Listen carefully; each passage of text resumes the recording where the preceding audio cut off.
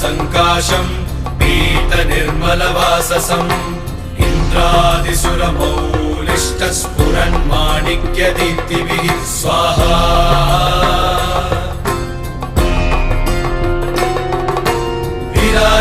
विराधितपदद्वन्द्वम् शङ्खचक्रादिहेतिभिः गरुत्मता च विनयात् स्तूयमानम् मुदान्वितम् स्वाहा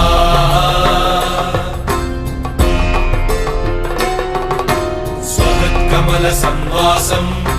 कृत्वा तु कवचम् पठेत् नृसिंहो मे शिरः पातु लोकरक्षार्थसम्भवः स्वाहा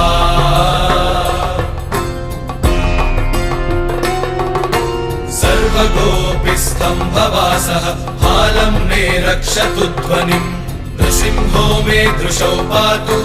सोमसूर्याग्निलोचनः स्वाहा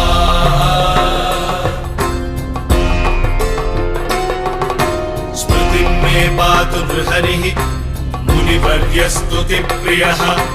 नासं मे सिंहनासस्तु मुखं लक्ष्मीमुखप्रियः स्वाहा